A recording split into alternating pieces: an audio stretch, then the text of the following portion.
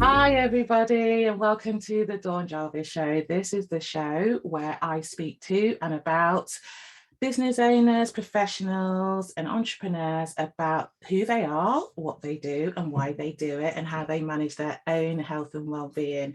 Today I am joined by Emma Clayton, my good friend. We met on Clubhouse. We were in a group together and we are in a community of friends that we stay in touch till now. She's fantastic. She's a business strategist, a business owner, all round good egg and inspiration. And we are going to talk about how it's critical to tackle the gender pay gap in self-employment. Emma, how are you?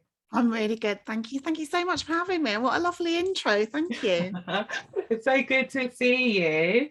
So Emma, as I said, is a business strategist for female-founded businesses and a gender pay gap expert. She is on a mission to empower more self-employed women to value their work and create a sustainable financial future for the next generation. Well, that sounds amazing. So I know all about that, and we've talked even before we've spoken today, but it'd be really good if you could tell our listeners and viewers who you are, what you do, why you do it, and how you got here today. Gosh, amazing. God, big questions. Excuse me. So I'm Emma Clayton and I am a business strategist, and I am on a mission to support more women to create a financial independent future for themselves and the younger generation. And people will say, well, what does that mean, Emma? So I help self-employed business women, entrepreneurs, freelancers, consultants, coaches, whatever it would be. You define yourself however you know, what your identity is. But anybody that is not in paid employment per se, I help them to create businesses that where they can earn more, have more income, but actually they can invest more for the future. And the reason I say that is because when you look at the stats, which we'll explore through the course of this, they are staggering. And we are heading into a huge crisis. There's a huge ticking time bomb for us women in self-employment. And I want to raise awareness of it, because I don't think people are even aware of it. And then I want to be able to be part of the solution and help women with their strategies, pricing, and actually their bloody confidence, Dawn, because a lot of it comes from that inner belief. So as you said, I am a massive cheerleader for women as well, regardless if they're my clients or not. I'm a single mum and I worked in corporate, launching and managing multi-million-pound brands for years and years and years, in a very patriarchal system, as we are in those big corporate giants. And I left in 2017 because I needed much more time with my daughter, who was 8, 9 at the time. Created my own consultancy, was a solo consultant for about 6 months, and then within 2.5 years had created this 7-figure agency. And I'm so pleased that we can talk about this today, because it absolutely killed me. And 2.5 years later, I had this great abundance in one hand, but I had a very poor health and well-being in the other. And I sat this time last year and just said, if this is success, no, take it back. Mm-hmm. So I sold my business, and that is why now I'm on a mission to help women to achieve that success and understand how to create it whilst they keep their sanity and physical health and well-being. So that's me. Fantastic. And I know your story. I met you about this time last year, didn't I? And you are an amazing cheerleader. You're a very good friend of mine, and very, very supportive, and very supportive to other women and business owners that we've met. And this podcast is about health and well-being, particularly of leaders and business owners, and how they manage it. I'm a woman, so it's about women. Mainly, not exclusively, but mainly about women, because I think you talk about, you went from the corporate job and then you set up your own business because you need to spend time with your daughter. I'm a single parent too. My children are a bit older than yours now, but I was in that situation as well, where I had to maintain my income because I was supporting my family, and that comes with a lot of pressure, isn't it, really? So there's something about the balance, isn't there, around how you get the success that you may have had in your job or whatever, but how you maintain that when you go into self-employment, but also look after your soul, isn't it? It's sort of around, for me, particularly, you know, we've known each other over the last 12 months, but, you know, and you know, we've been in so many arenas where people have talked about burnout and things like that. And at the end of last year, I was burnt out. That was it, you know. And I think so. It's a real risk, isn't it? It's a risk to you. So I know this as a nurse, and you know this, you know, just from being a human. That it's a risk to your health and well-being. Means you can't function, you can't be successful. So really interested, Emma, around how you've managed to, you know, fight that balance and how you're going to help others to do the same thing. Because I think it's so important, particularly, our country. We need people to be in business, we need people to be keeping the economy going, but we also need people to be sane and, you know, have, you know, good health and well-being. So, you know, how did you come to the, is that was what you wanted to do? How did you get to sort of today? So I guess when you work for somebody else, you don't feel as much of that pressure, especially when you're a single parent. You know, when you're a single parent, everything is on you to provide. There is no backup plan. There is no other option. So when I left the corporate world, I said yes to everything.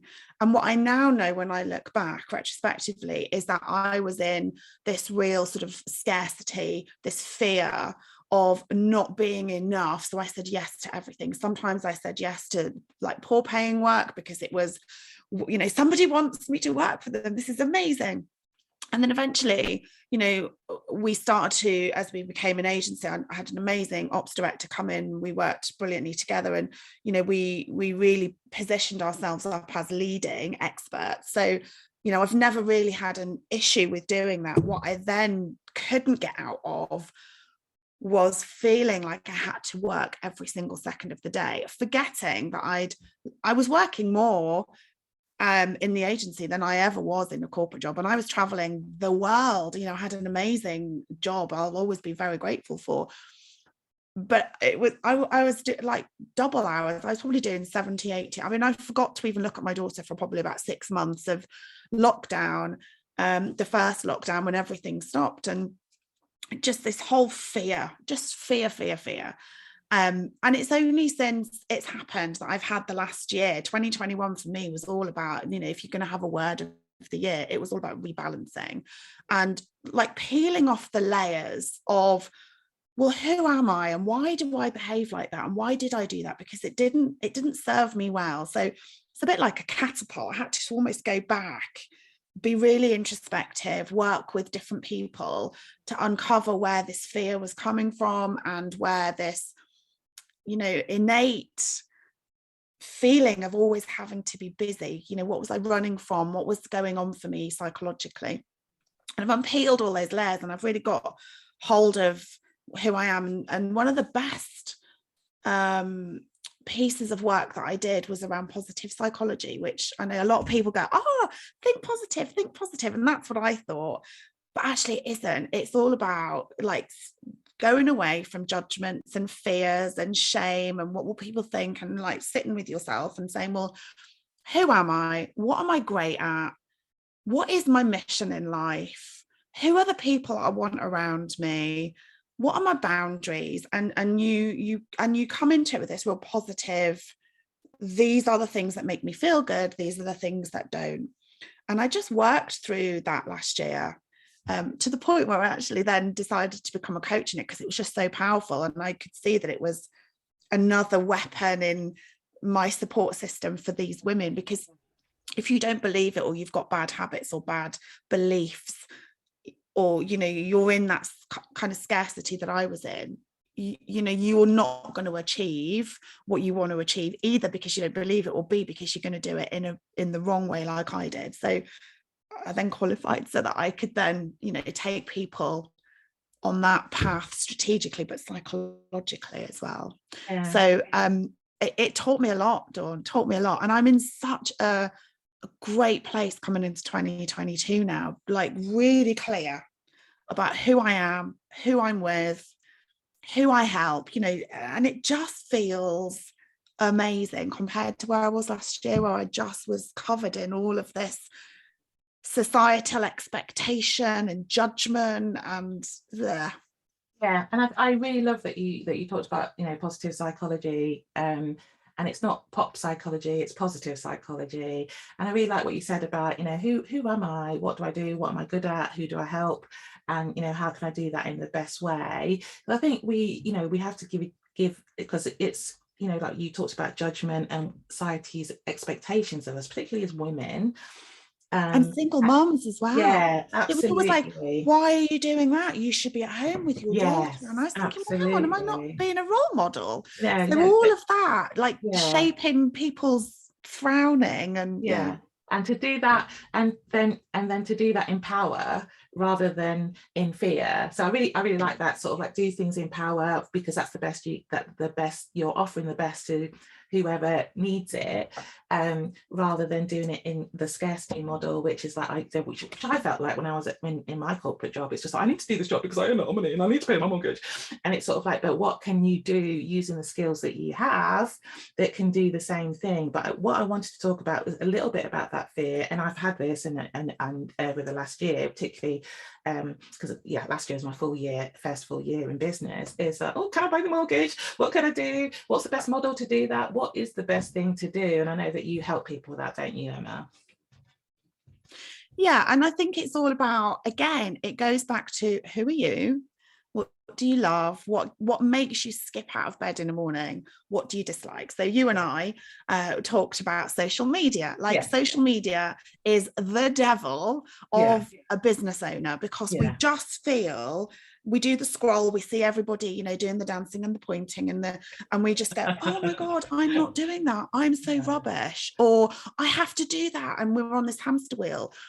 And it's about knowing what is your zone of genius, what do you love to do, and what makes you really happy. Because when you're really happy, you are actually more successful. It's scientifically proven that you are more successful because you bring more to it, you attract, you know, more people like you, and you just bring that sort of positive vibe to everything that you do. And I can't say that I was doing that to the latter bits in my agency, because I was just unhappy and I didn't know why I was unhappy. So it's about just doing that like shift, really. And you can do it. I did it in 8 weeks. I did it literally intensive 8 weeks, unpeeled, rebuilt, and then I was like, ta-da! So it's amazing. Here I am. And you know, some people, and we've talked about this, you know, they feel they're not confident to charge what they're worth. And you know, I think there's a sort of a mindset shift around offering a service. Now, I have this because I used to work for the NHS. You know, no money was changing hands. It was very collaborative. And I've had to have a mindset shift about, you know, exactly what you said. What am I offering to the world? What's my expertise? How can I help people? What's their problem? And how can I help with that? And, you know, and what's that worth? You know, talk a little bit about that, because I know that's something that you're. This is where I really wax lyrical. So this is my absolute, like, I'm just on this, I'm not even on a mission, I'm on a hunt now. I'm hunting this down because it's got to change. And the reason I say that is that we hear so much about the gender pay gap in corporates. And, you know, we've had this Equality Pay Act now for 50 years, but we're still in this, you know, they're anticipating that just the gender pay gap in employment, where the governments are now legislating that, you know, big corporates, over 250 employers, have to report on their pay gap. And we, you know, we've made progress. We're about 17%. We had a wobble through the pandemic because a lot of women have actually left the workforce and are now becoming self-employed, which is why this is now such a big thing for me to raise awareness on. But they say it's going to be 257 years to close that gap, just in employment. Madness. But what no one is seeing is that the workforce, a lot of women are leaving the workforce. The average age of a self-employed woman is 46. They've done this. This isn't everybody, but traditionally the majority have the big corporate jobs. They leave because we start to see that the corporate organizations are not flexible enough, not allowing part-time working, remote working. Women want to be there for their kids. They want to do the school run, the pickup, whatever. It's also bloody expensive for childcare. And the average salary for a woman, you know, sometimes there's less than what the childcare would be full-time. So we're in this real sort of icky, what the hell do I do? And women withdraw and they retreat, and then they set up their business. And the statistics are showing that women are charging 43% less than men, which means that to earn the same money, we have to work twice as hard. Add into that we also do the lion's share of the non-paid work, house care, looking after kids, chauffeuring care, all of that. Women are absolutely on a hiding, physically, mentally, into this burnout, because we're having to do all the things. And then financially, because we're not earning enough, we're earning enough just to be able to scrape by, and we're not then investing for our future, which in our corporate jobs would have had pension and healthcare. Yeah. So there is this juggernaut coming down the line at women in self-employment, especially mothers, especially the over sort of 35, 40s. The gap is getting bigger and bigger and bigger the older that you get. And we are going to be in absolute crisis, and the government are not doing anything about it. It is on us because we're self-employed, but that pension that the government gives us will not be sufficient. That's not gonna suffice, is it, really? And I'm speaking to you, we're chatting, but I'm also speaking to people who are listening, that is something that keeps me awake at night sometimes, thinking, hopefully I'll always be healthy, but I might not be. And, and then I'll be, what's going to happen when I'm in my 60s, 70s, 80s, hopefully 90s and 100s, how am I going to, when I can't bounce around and go where I want and do what I want, how is that going to be? How am I going to live? And I think it's really important. And actually, really interestingly, some of the podcasts that I've done about money and being financially free have been the most popular podcasts, because because we're so busy as women looking after our children, our partners if we have them, our families, we've got aging parents, etc. We really need to think about, so who's going to look after us, as we go forward, and and maybe we start businesses because we want to be more flexible, but we also need to factor all of that in. So how do you help people to do that? It's sort of like, I've got a plan that, again, we talked about this before we came on air, I'm going to work quite hard over the next 2.5 years to build that foundation so that I can slack off as I get older, because there's something about pace, isn't there? There's something about sustainability as well, and how I want to spend my free time as well, but that has to be built. So I was just wondering, Emma, what advice you'd give people when in thinking about all that, how they sort of place their lives and going forward and plan their futures.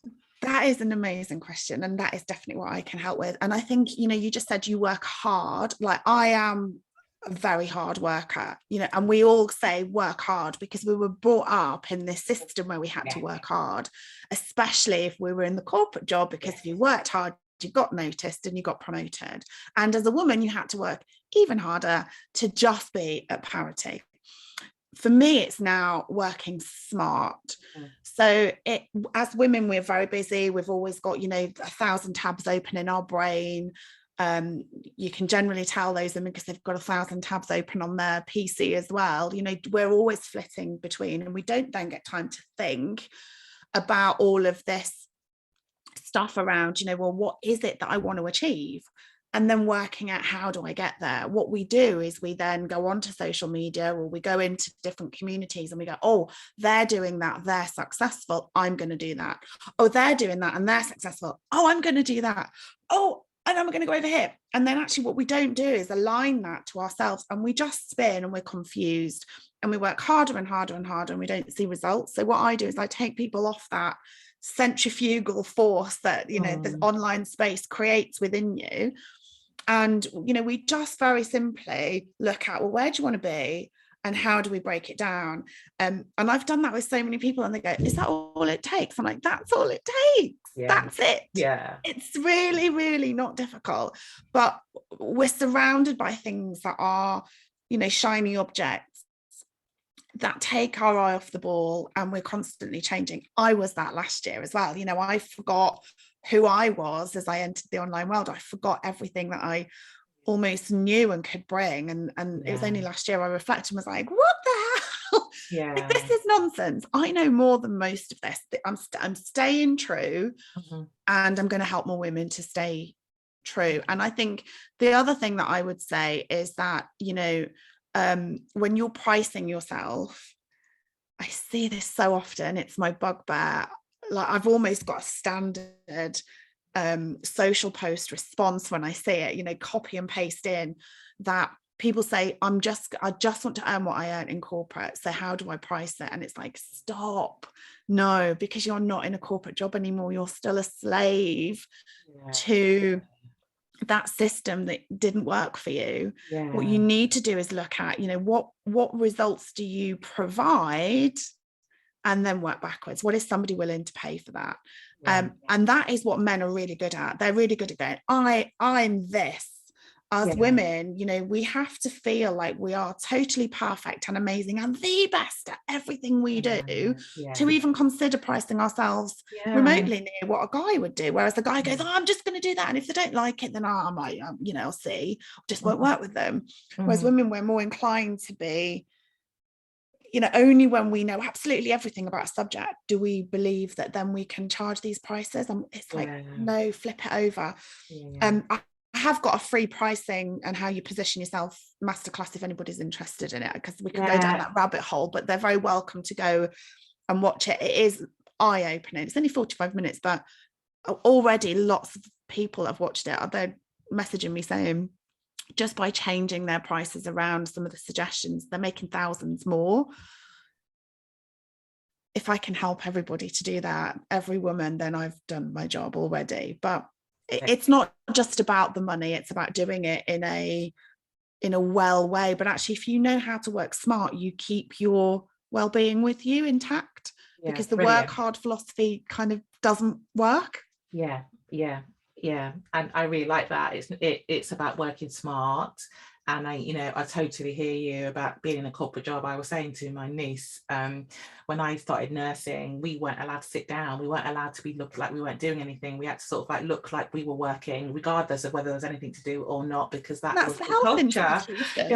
That's the culture. Just keep walking, tidying all the time. And one of the things, one of my reflections is that constant work ethic is something that I've taken into my business, in that, and I once did an audit of how often, and I was doing 17-hour days. It was ridiculous. You know what I mean? And I was sitting at a desk because it was in the middle of lockdown, sitting down for like too long, not getting out, not doing all sorts of things. So it's about thinking, I don't really want to live like this. This was supposed to be easier than this. I need to enjoy the fresh air, see my family, and pursue other things. But I want to enjoy my work, which I do. I love it. But it's about how you do those things in balance.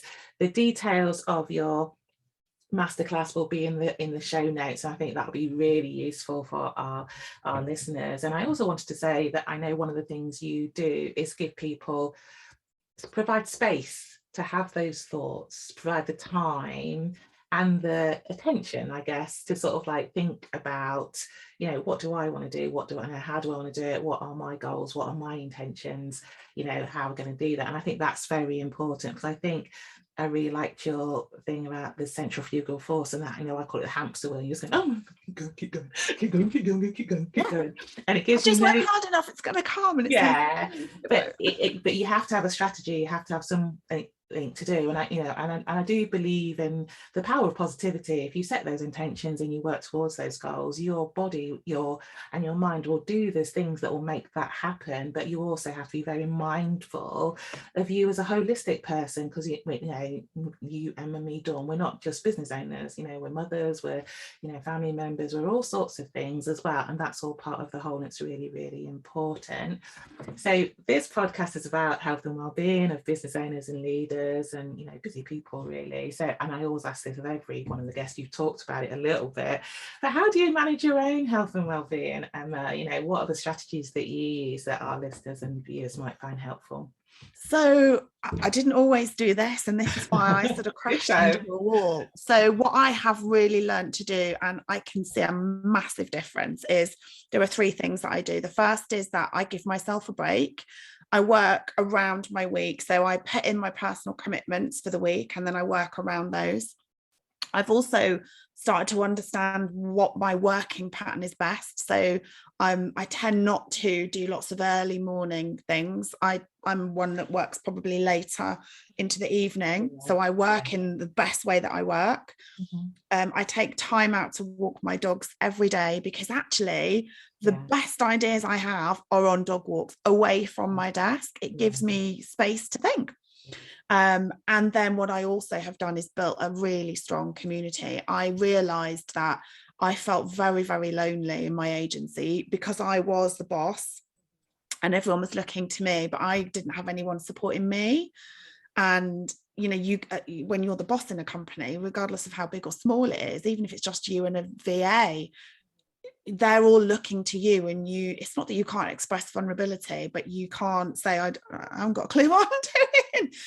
So, or, you know, somebody sent me this really shitty message, or I've got a toxic client, or so I have built a community around me, lots of different communities actually, where I can sort of lean in and get that support, but also I can feel like I'm providing that support as well, because as a woman, you want to know that you've got those relationships and that balance of leaning in just as much as you seek help.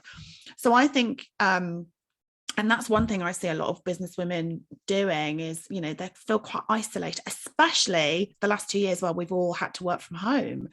You know, even the co-working spaces were shut and we were just here. So I think those are, and the other thing I have done as well is started to meditate. And I don't see meditating, which I used to do, as the, you know, sitting there and ahhing. It's just very practically closing my mind and being really aware of myself and how I physically feel, what my thoughts are, and just 10 minutes a day. I just allow myself to just breathe, really. I think that's really how I look after myself. Yeah, fantastic. Oh, brilliant suggestions, particularly around the community, because I think that's one of the things that we've talked about. We've been part of communities. We're still part of a quite loose community that, you know, we draw support from. And also it's so the you know, I'm going to say it, loneliness, the isolation that can potentially be as a business owner, particularly during this time of pandemic, because we're still in it, aren't we? You know, I'm hoping that this is the beginning of the end, and you know, we're recording this in January 2022, and you know, so you know, we and we've talked about, and it's something that I really believe, that you know, say that this is how it's going to be forever. How are we going to manage this? Do you know what I mean? There's some coping strategies, and you know how that's going to be. I've adapted quite well to the online world, but some people don't, and you know, but for me, it's like, so what do you need to be okay? You know, what resources do you need to get you through? Yeah, exactly. What I personally need is community. I need people that I can talk to, because I like to talk, and you know, and what, you know, whatever you need. So you know, you talked about co-working spaces, you know, and those things can happen. It's around fine, and that's part of, you know, my plans for 2022 is to, you know, all the people I've met, you know, what do they need? And you know, you've said it, Emma, they need community, they need support, they need to know that they're not on their own. On with this, need strategies for going forward, and to, you know, the time and the space to think about that. So I think that's all fantastic. And I think also, you know, one of the things for well-being, it is a strategy, but it's a well-being is just do 3 things and do them well. Yes, don't do all the things, just put everything into just pick 3 things you're going to do this year, and just go all in on that. Brilliant. So it's been absolutely fascinating talking to you, Emma. You know, as always, we don't spend enough time talking to each other, but let's change that in 2022. That's our intention. I know that you have ongoing sort of like strategy days, community days, goal setting days. You've talked about you know, your masterclass that's available online, and those details will be in the show notes, and wherever you see or watch this, either on YouTube or on my podcast website. how do people keep in touch with you if they want to talk to you? And they will, Emma, because I want to talk to you. So, how do people get in touch with you? So, well, I'm on all the obvious social channels as myself, Emma Clayton, Business Strategist. On Instagram, it's £1 Million Mentor.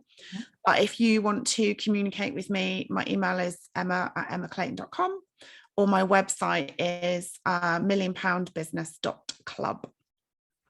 Fantastic.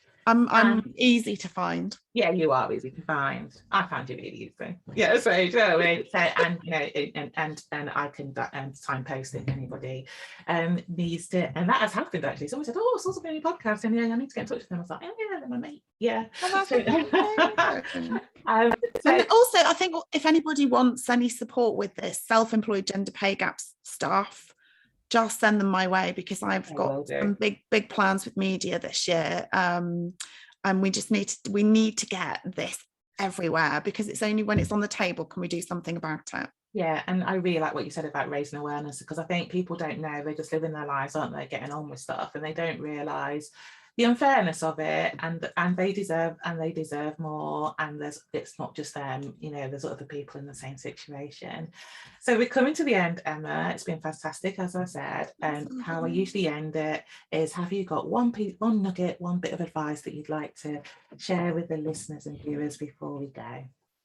If you think that you are pricing too high, I still want you to put 10% on and take 10% time back.